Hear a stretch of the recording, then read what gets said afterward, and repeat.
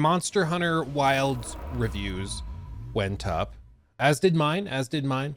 Shocker, the game is really good. It runs like hot donkey ass though, just a heads up. So if you were hoping that they like magically fixed performance, they did not. It still runs terribly. Unfortunately, like on my gaming PC with a $1,500 graphics card, it struggles to maintain 60 frames with DLSS and stuff turned on, which is crazy. It's crazy to me. However, I mean, the game is still really, really good. It's way easier than I remember Monster Hunter being. I'm not really sure, but yeah. Does it at least run a bit better than the beta? Not really, frankly. Like, I can show this in my review. So if you go to my review, there's a section later, performance issues, where I show something. Where is it? Right here. This is like a problem I ran into. I don't know if other people ran into it, Lukeception. But basically, like, this is what it looks like at certain times during late game boss fights. The game just starts glitching out, and then you get this weird like artifacting going on, where every frame there's like some bizarre vortex of doom glitching out.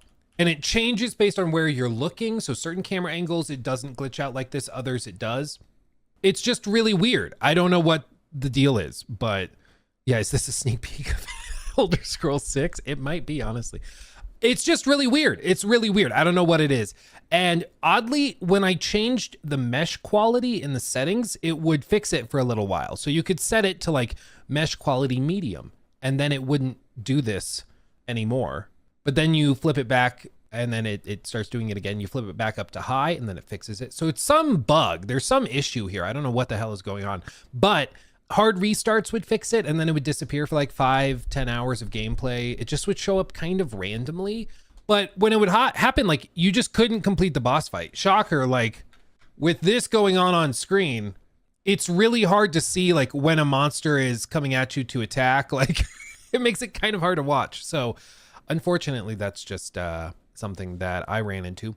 But I do think that they can fix a lot of that with patches and fixes and stuff. It will eventually run better, but it's why you can't take the big corporations' word for it when they say, no, we're totally fixing it by launch. They might, but they might also not. I mean, you can't just take it as gospel truth, which is an unfortunate reality in the modern industry and modern era. Anyway, other than that, it runs really, it runs well enough to play, but there's many, many headaches involved. Other than that, it's just, I mean, it's more Monster Hunter. They definitely streamlined a lot. The weirdest thing is that they put a lot of focus on the story this time around, like with lots of motion captured performances. The player character has a lot of dialogue and stuff. It's weird. It's weird because nobody in the history of humanity has ever said, you know what? I love Monster Hunter's stories, but the gameplay is so-so. Like, nobody's ever said that. Everybody only plays Monster Hunter for the gameplay, and the story's always been an afterthought. So to see them now put focus into the story was weird. And honestly, like, the story is pretty lackluster and bland.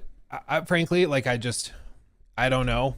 I don't know what the deal is, but I think most people are probably going to be skipping through cutscenes anyways, just based on the Monster Hunter players that I know. I don't think that this story is captivating enough to keep players like, ooh, I want to see what's happening here. But it's more Monster Hunter, and it's really good, and I really like it. So thumbs up, but thumbs down for performance optimization and stuff. I don't know how it ran on console. It seems from the reviews, the Xbox port is not great. The PS5 port is pretty good. That seems to be the conclusion at this point.